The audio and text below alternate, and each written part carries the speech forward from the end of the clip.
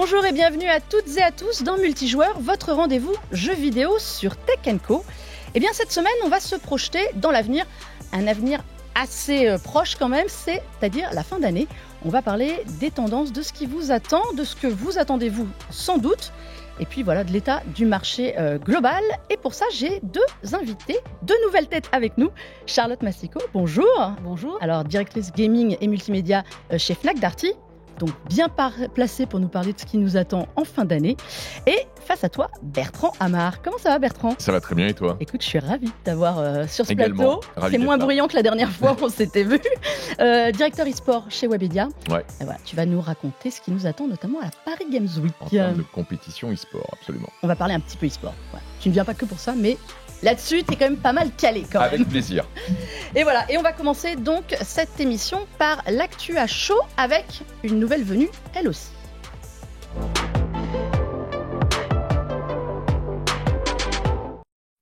Alors, la nouvelle venue, eh bien, elle a fait son apparition la semaine dernière. C'était une demi-surprise. Je parle évidemment de la PS5 Pro. PlayStation nous a annoncé au cours d'une très courte allocution de Marc Cerny l'arrivée de la nouvelle console. Bertrand, elle est attendue le 7 novembre, donc c'est quand même demain. 800 € pour une nouvelle console. Comment dire, ça les vaut ou pas ? Si on regarde ce qu'il y a à l'intérieur, on peut considérer que ça les vaut très certainement, surtout quand on compare par rapport à des composants de PC. On sait qu'il y a des cartes graphiques qui, à elles seules, coûtent 2000 €. Donc là, on va avoir quand même des performances dignes d'un PC puissant en termes de framerate, d'affichage, etc. Donc, je dirais que sur le hardware et les capacités, on peut estimer que ça les vaut, même si ça atteint des prix records pour des consoles grand public. Je suis pas sûr que ce soit d'ailleurs très grand public. Je pense que c'est quand même un appareil qui est plus destiné vraiment aux hardcore gamers. On voit sur console de plus en plus de jeux qu'on voyait avant sur PC comme Valorant qui arrivait sur console, etc. Et je pense que les gens ont envie d'avoir une expérience PC dans leur salon. Donc, dans ce sens-là, oui, je pense que ça les vaut. Alors, c'est une console qui promet du jeu en 4K 60 FPS, donc un mode fidélité vraiment magnifique, un processeur graphique plus rapide de 45%, du ray tracing avancé, de l'upscaling, alors PSSR comme ils appellent, c'est AMD, Alia, c'est l'équivalent du DLSS d'NVIDIA dont on a déjà parlé, 2 Tera de stockage. On a vu des jeux qui étaient des jeux PlayStation, on va dire presque faciles à upgrader. On n'a pas eu d'effet waouh quand même, on est d'accord ? Charlotte, t'as été un peu impressionnée ou pas ?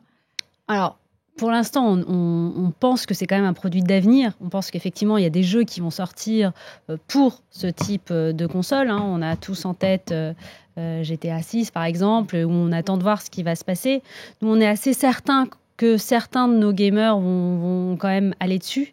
On a des bonnes tendances parce qu'il n'y a pas de lecteur optique comme vous le savez c'est pour l'instant en tout cas complètement digital et on attend de voir s'il y aura d'autres annonces aussi derrière et nous ce qu'on a vu c'est que les ventes des lecteurs optiques qu'on peut mettre dessus qui se sont emballées dès l'annonce, donc on pense quand même qu'il y a une attente certaine pour cette nouvelle PlayStation 5 la Pro et que les gamers ne s'y trompent pas, il y a quand même une surpuissance qu'ils attendent.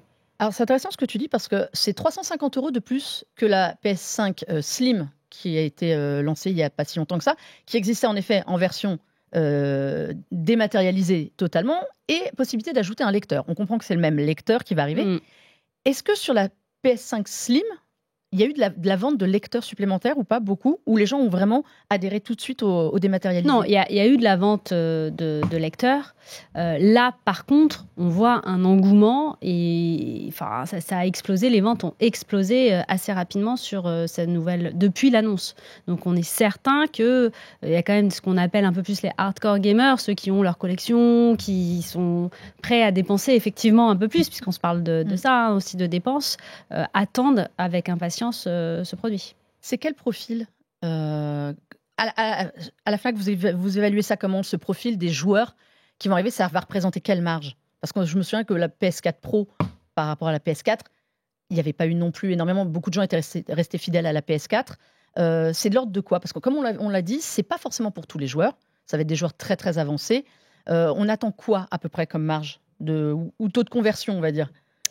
Alors, c'est assez difficile à dire. En général, on se parle entre 15 à 20% potentiellement, quand même, hein, sur la hardcore gamer. Là, est-ce que ça va aller plus loin? Parce qu'on a vu aussi que le taux d'équipement n'est pas encore au niveau de ce qui a été attendu par PlayStation. Donc, il est possible aussi qu'il y avait un peu d'attente sur ce nouveau format.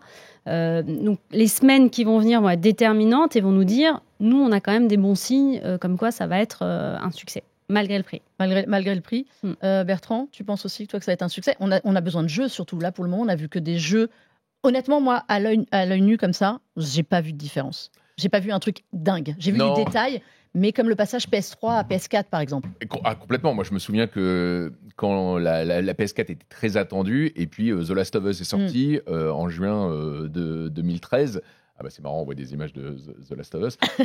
Quand il est sorti, je me disais, voilà, on n'a pas besoin de la PS4, la PS3 fait bien le boulot. Donc le besoin, il vient souvent après les consoles, lorsque les développeurs peuvent vraiment exploiter toutes les capacités. Là, c'est de l'upscale, c'est de l'amélioration, mais c'est pas encore des jeux qui sont développés pour. Et je dirais tant mieux pour les possesseurs de PS5 qui vont pas se retrouver à la ramasse en ne pouvant pas profiter des jeux qui sont sur le marché. Effectivement, je pense que les jeux viendront plus tard. On va voir la différence, à mon sens, surtout sur les FPS. Call of Duty qui sort en fin d'année.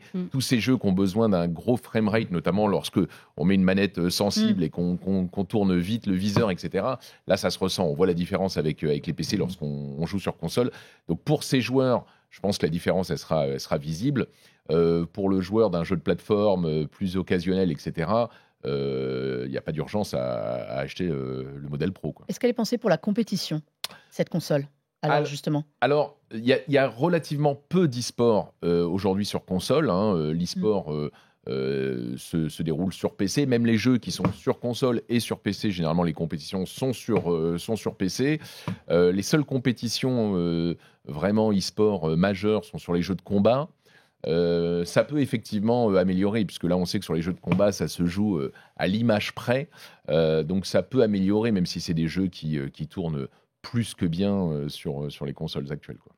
Elle est attendue, donc on a dit pour le 7 novembre. On n'a pas vu de jeux autres que les jeux PlayStation pour le moment dessus. Est-ce que, Charlotte, tu penses que dans les jeux qui arrivent en fin d'année, dans les tendances, il va y avoir des jeux qui vont en profiter? On pense, Call of Duty, Assassin's Creed, forcément, on se dit qu'ils vont en profiter, et potentiellement même IFC 25, puisqu'on sait qu'il y a des nouveaux modes, que des modes un peu plus rapides, donc forcément, ça peut aussi avoir un impact sur ces jeux-là. Alors, justement, parlons des tendances de jeux. Vous arrivez déjà, chez Fnac Darty, à voir les jeux qui sont très attendus? Est-ce que ça change d'une année sur l'autre ou pas, là? Non, là, en gros, le top 3 restera inchangé. L'année 2023 avait été un peu exceptionnelle, puisqu'il y avait quand même eu des gros changements avec Hogwarts Legacy et Zelda. Cette année, on sait que c'est quand même une année qui est plus sur un train qu'on peut appeler plus commun, sur des années avec un peu moins de sorties exceptionnelles.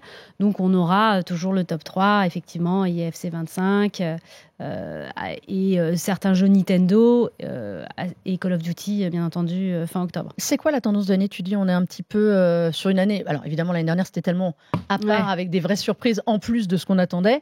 Elle se porte comment, les ventes aujourd'hui? En fait, le problème, c'est qu'on a tendance à se comparer à 2023. Donc, les ventes sont, par rapport à 2023, forcément en baisse, puisqu'il nous manque ces gros masters qu'on a pu avoir l'année dernière. Maintenant, quand on se compare à une année 2022, à une année 2021, tout va bien. Enfin, il n'y a pas de déflagration. Et puis, il y a aussi certaines plateformes qui sont un petit peu en deçà. Forcément, Nintendo. On attend aussi des choses chez Nintendo. Ce qui fait que, pour l'instant, c'est une année de transition, mais qui ne nous fait pas du tout peur. On sait que les années qui viennent vont être encore exceptionnelles. L'année prochaine, notamment, on a vu tous les jeux qui ont été apportés à 2025. Tu parlais des consoles. Le marché des consoles, c'est quoi actuellement? Est-ce que la PS5 Pro, elle arrive justement sur un marché où les gens sont déjà équipés, il n'y a plus besoin? Est-ce qu'ils s'équipent? Parce qu'on sait qu'on parle beaucoup de jeux sur mobile, il y a du jeu en cloud maintenant. Ça donne quoi, le marché des consoles? Je pense qu'effectivement, il y avait une attente sur le nouveau format et de savoir qu'est-ce qu'il allait sortir. Donc, il y a eu ces derniers mois un peu d'attentisme avec une régression, notamment sur PlayStation, du marché. plus forte que ce qu'avait anticipé Sony par rapport à un taux d'équipement qui n'est pas au niveau après le J1 de sortie que l'était la PS4.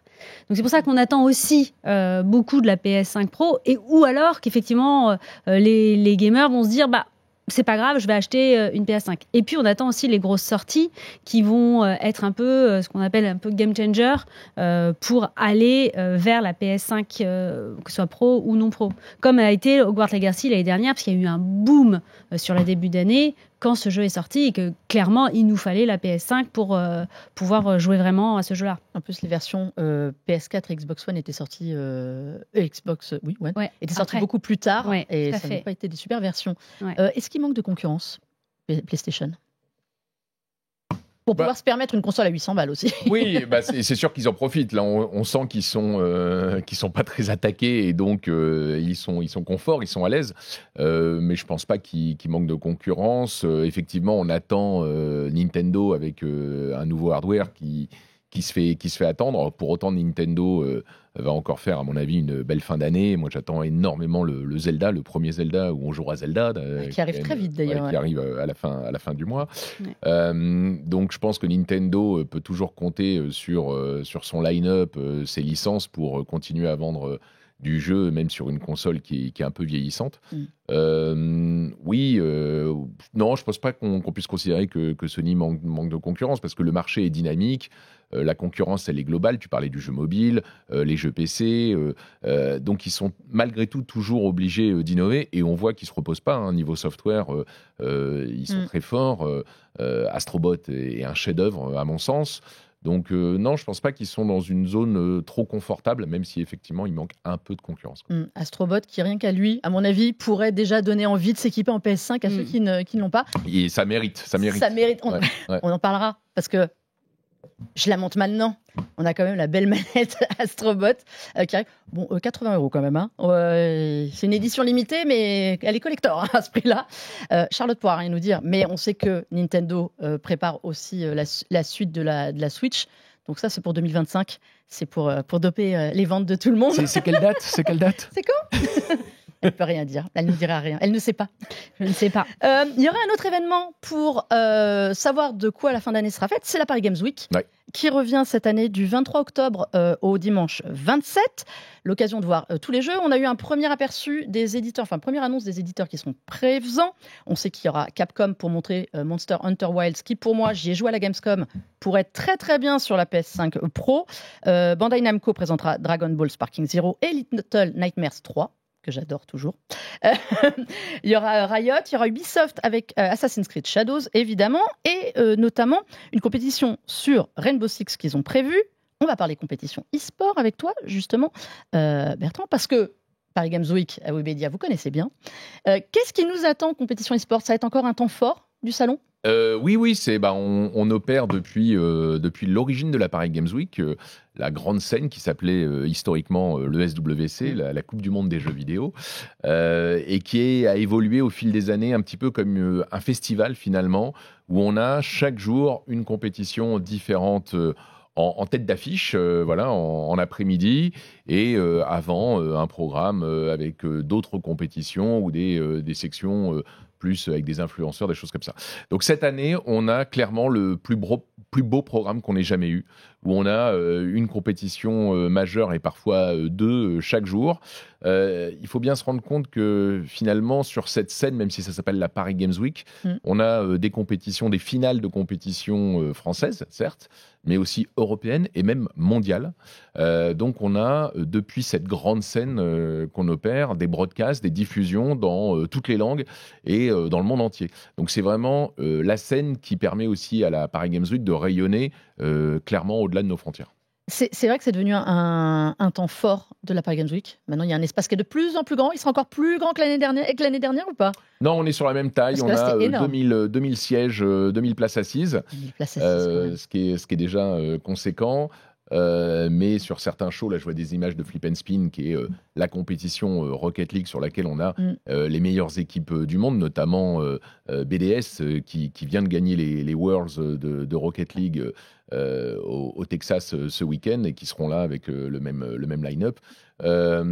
Sur des compétitions comme ça, on monte à 3 000 à 4 000 personnes, ça se bouscule et on n'est pas sûr d'avoir une place assise, quoi. Ah bah bravo, il faut plus grand. Appel aux organisateurs, il faut beaucoup plus d'espace à l'e-sport. Trackmania, Valorant, on a dit... Alors Trackmania, c'est la Trackmania World Cup. Ouais. Donc là, on parle d'une compétition mondiale avec les 8 meilleurs joueurs du monde, dont le joueur de la Carmine Corp qui tentera de conserver son titre. Valorant, on vient de l'annoncer, c'est une première mondiale, c'est une compétition mixte. Sur Valorant, il y a les équipes féminines, il y a les équipes mixtes, mais qui sont finalement uniquement masculines. Et là, pour la première fois, c'est une compétition européenne. On prend les meilleures joueuses, les meilleurs joueurs pour créer des line-up inédites. Un vrai tournoi mixte. Ouais, avec les plus grands clubs du monde, notamment G2. Voilà, et ça sera la finale de ce tournoi européen, cette première. Et quelque chose qui me fait toujours rigoler chaque année, qui est vraiment à suivre parce que c'est impressionnant, c'est le trophée des seniors. Ouais. On n'en parle pas assez. Ça marche très très bien, ça c'est Silver Geek qui organise ça. Sur la Nintendo, oui. Hein. Sur la Wii. comme quoi on n'a pas toujours besoin de changer de hardware. C'est le trophée des seniors, effectivement, c'est compétition nationale qui se déroule dans les maisons de retraite. C'est à voir, c'est génial. Et là, c'est la finale et c'est vrai que c'est généralement un temps fort. Voilà. Comme quoi, les consoles, elles ont une durée de vie très très longue. C'est pas besoin de renouveler.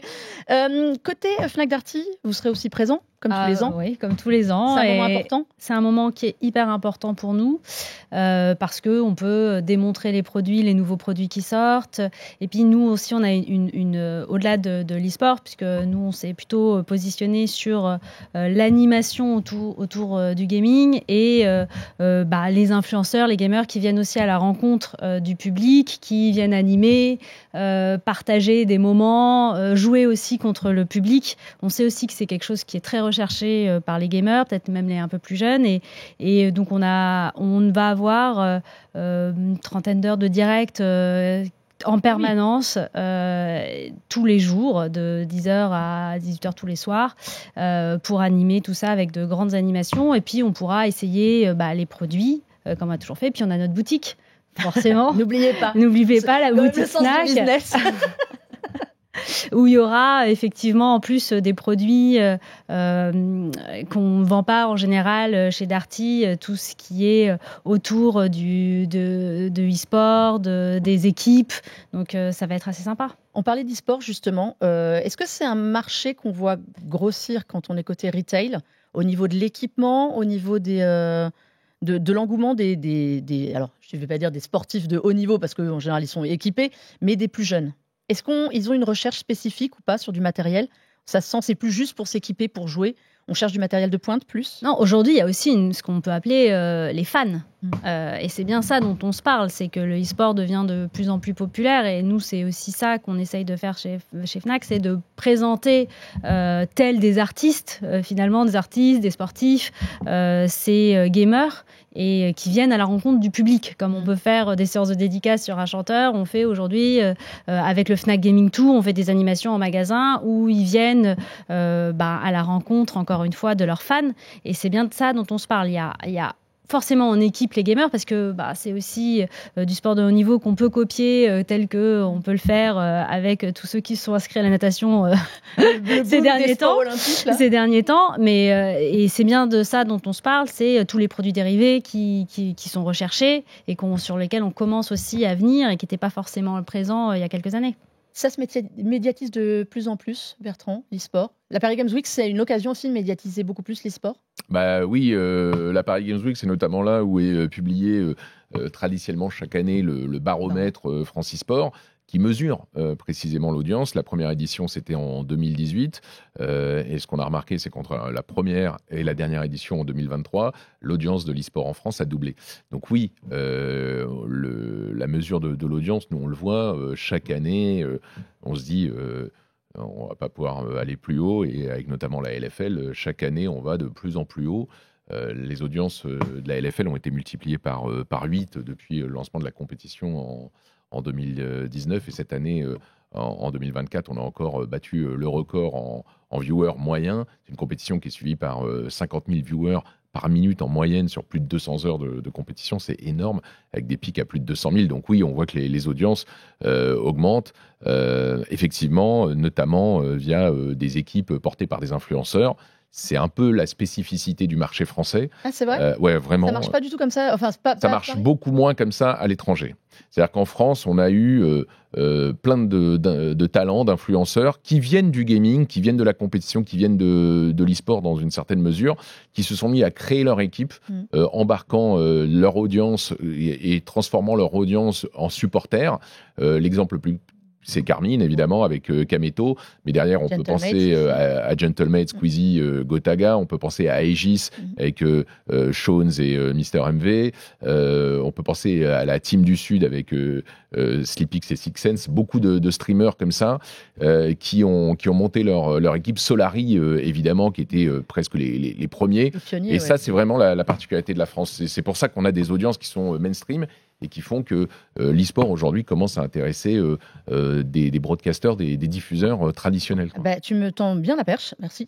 on voit aujourd'hui, on a eu on disait le major CSGO à Bercy, c'était quand même, à l'Accor Arena, pardon, excusez-moi, je suis old school. C'était déjà un événement qui a fait carton plein. Ouais, 50 000 billets en 4 jours. C'était quand même assez extraordinaire. On aura l'Evo l'an prochain à Nice. Absolument. Aussi, qu'il ne faut pas oublier.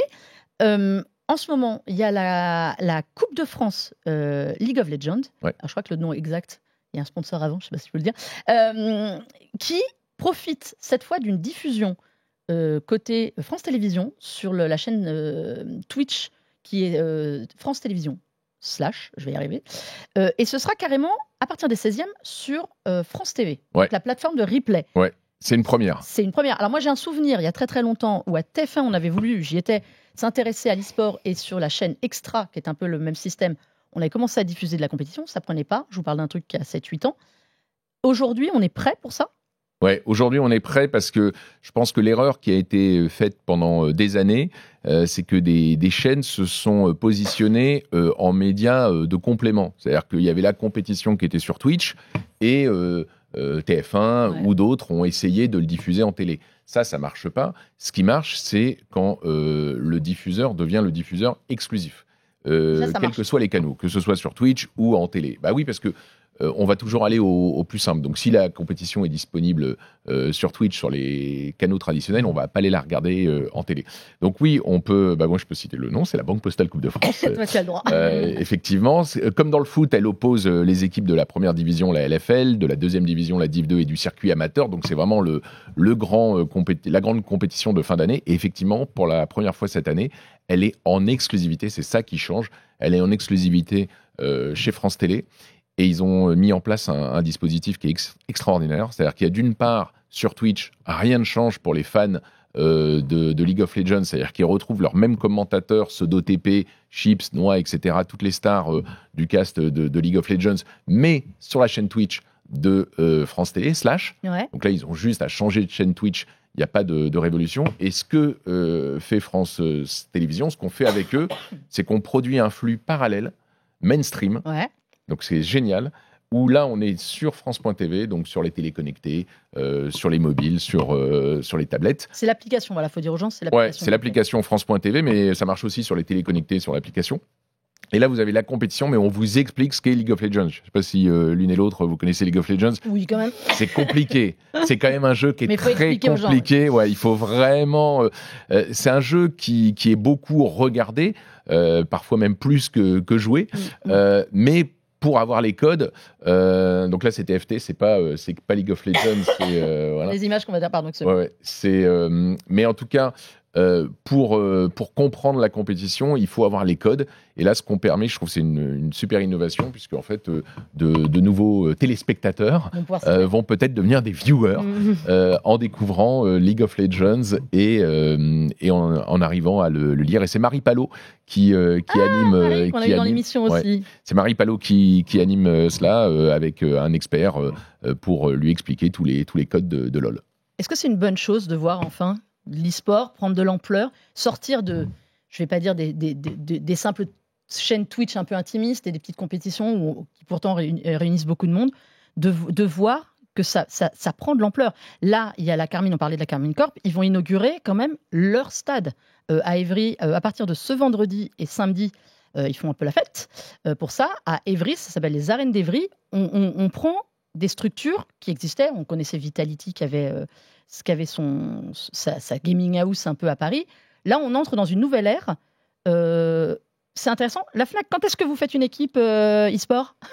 Nous, on travaille déjà avec toutes les équipes. On parlait effectivement de Gentamates, on va l'avoir à VGW. Donc, on travaille déjà avec toutes les équipes et ça nous intéresse justement d'être grand public et de pas forcément de faire de choix et de pouvoir présenter toutes ces équipes à peu près tous les gamers. Nous, on est super contents que ça y est, enfin, c'est pas que ça se démocratise, parce que en fait, les gamers, ça fait déjà des années qu'ils sont très nombreux. Ça se popularise plus ? En fait, non, mais ça devient accepté, je dirais, de tous, puisque c'est populaire et tout le monde maintenant comprend que c'est populaire. C'est-à-dire que pendant des années, on se disait ah ben non, mais le gamer, c'est celui qui reste chez lui, enfermé, et on se disait que c'était une toute petite partie de la population. Le gamer, en fait, c'est à peu près tout le monde et ça peut intéresser tout le monde. Donc, enfin, je pense aussi, c'est tous ceux qui produisent et ainsi de suite, qui ont la capacité de de s'imposer et de dire aux gamers, oui, on a des choses à vous proposer. C'est bien. Est-ce qu'il n'y a que des bons côtés ? Alors, ce qui est le plus important dans le fait qu'une compétition arrive auprès d'un diffuseur traditionnel, c'est pas tant l'élargissement de l'audience, ça c'est super, mais c'est l'arrivée des droits. Ce qui manque dans l'économie de l'e-sport par rapport à celle du sport, c'est les droits de diffusion. On le voit avec la Ligue 1, qui même si elle a beaucoup baissé, a quand même vendu ses droits à 400 millions. C'est autant d'argent qui rentre dans l'écosystème et qui profite aux clubs qui sont en Ligue 1, en Ligue 2 de foot. On n'a pas ça dans l'e-sport, puisque tout est diffusé traditionnellement gratuitement sur Twitch, et donc il n'y a pas d'économie des droits. Et c'est vraiment ce qui manque, c'est-à-dire que pour que les équipes soient stables, pour qu'elles aient des revenus et pas simplement les revenus des sponsors, même chose pour les organisateurs de compétition, il faut des droits. Là, il y a eu clairement une vente de droits, donc on ouvre un marché qui peut changer complètement l'économie de l'e-sport. Et c'est ça la révolution dans cette annonce. Donc on espère que ça va ouvrir un marché de droits, qu'on va avoir de plus en plus de compétitions passées en exclusivité et pas simplement en double diffusion chez des diffuseurs de sport ou de contenu divertissant.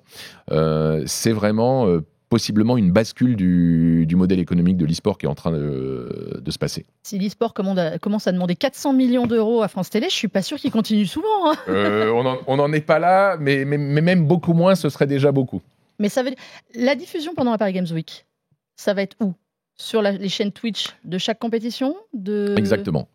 C'est-à-dire qu'en fonction des compétitions, ça va être sur tel ou tel diffuseur. Par exemple, le 23 octobre, il y a la finale de la Banque Postale Coupe de France. Ouais. C'est sur la chaîne France Télévisions, depuis la Paris Games Week. Donc c'est la seule qui sera en droit, finalement ? Celle-ci, oui, mais là, on voit des images de la Coupe des Étoiles, qui est la coupe féminine de League of Legends. Elle sera diffusée chez OTP, qui est la chaîne numéro 1 en matière de League of... je crois, la veille de... Exactement, c'est le mardi soir, pendant l'inauguration. Donc là, on voit des images de l'édition de l'année dernière qui avait été gagnée par la Team Geo. Voilà, donc chaque compétition a ses canaux de diffusion. Bon, voilà, ce sera à suivre, on vous l'a dit. Durant la Paris Games Week, du 23 au 27 octobre, Porte de Versailles, Paris Expo. Et puis, la Carmine Corp, on l'a dit, qui inaugure son arène avec un match de Coupe de France de League of Legends. On y sera. On y sera, et oui, on y sera. C'est à partir de ce vendredi. Et il y a plein de compétitions. On parle de League of Legends, mais il y a plein d'autres compétitions pour inaugurer, je vais y arriver, les arènes d'Évry, vendredi et samedi.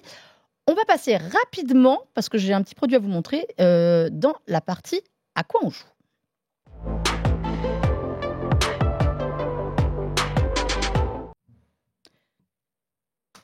Alors, on n'a pas de jeu cette semaine. Il y a plein de jeux pourtant, mais voilà, on n'a pas fait de jeu cette semaine. Bertrand voulait parler d'Astrobot. parce qu'il est tombé complètement amoureux aussi du jeu. Donc je remonte la manette. J'ai toujours été amoureux des jeux de Nicolas Doucet et celui-ci déroge pas à la règle, quoi. Voilà, à refaire. On vous le conseille. Je pense que je ne connais pas quelqu'un qui ne conseillerait pas Astrobot. Et Charlotte va vous dire achetez des PS5 pour jouer à Astrobot. Bien sûr. Moi, je vais vous parler d'un casque pour les enfants pour une fois, parce qu'on parle beaucoup de produits voilà, pour les futurs joueurs e-sport et pour les futurs gamers tout court. C'est le HyperX Cloud Mini Kids. Alors comme vous voyez, il est aux couleurs de Super Mario. C'est assez drôle. Pourquoi je vous le montre? C'est un casque pour les 7-12 ans, on va dire, hein, parce qu'il est super bien taillé pour les enfants. Il coûte rien, il coûte 30 €, honnêtement. Alors, pour les parents, là où vous pouvez être content, il est limité en décibels à 85. Donc, ils ne pourront pas dépasser ça. Il a sa petite perche, tranquille. Il n'y a pas de réduction de bruit non plus, donc on protège un peu les oreilles. Et il est super léger. 132 grammes, moi j'aime bien parce que je trouve que pour les enfants, il n'y a jamais de casque. C'est toujours ou des très gros produits, des casques adultes finalement, ou des casques qui ne sont pas du tout adaptés. Voilà, ça c'est un vrai casque pour le jeu. Il se branche évidemment en jack, donc vous pouvez le brancher sur une manette, une console, un smartphone. Il existe aussi en version sans fil à 50 €. Je suis un peu plus sceptique quand même. Mais voilà, le HyperX Cloud Mini Kids, c'était ma reco. Vous avez des jeux auxquels vous jouez en ce moment? Me dis pas Astrobot. Hein. Bah, je ne peux dire qu'Astrobot. Et Rainbow Six, auquel je joue depuis sa sortie assez régulièrement. Ah, mais alors sa sortie à Rainbow Six, ça remonte. Hein. Ouais, enfin, le siège depuis 2015, c'est mon jeu par défaut. 2015. Voilà. Charlotte, en ce moment, pas le temps? Non, j'ai pas trop le temps. J'ai hâte d'essayer le dernier Zelda. Voilà, et bien la semaine prochaine, on vous parlera de jeux de sport parce que c'est aussi la rentrée, c'est la rentrée des jeux de sport, dont FC25 qui arrive. Charlotte, merci beaucoup d'être venue. Merci à vous. Voilà, on se reverra à la Paris Games Week pour parler de beaucoup de choses. Bertrand, eh bien, merci pour ce retour. Grosse préparation aussi Paris Games Week sur toutes les compétitions e-sport. Et tout ce qui nous attend. Et puis, merci à vous tous et toutes d'avoir suivi cette émission. Vous pouvez la retrouver en multi-diffusion sur la chaîne Tech & Co, en replay sur le site Tech & Co et évidemment sur la chaîne YouTube. Et puis en podcast absolument partout. Vous n'avez aucune excuse. En tout cas, jouez bien, mettez des sous de côté pour la PS5 Pro et on se reparle très vite des sorties à venir. Ciao, ciao!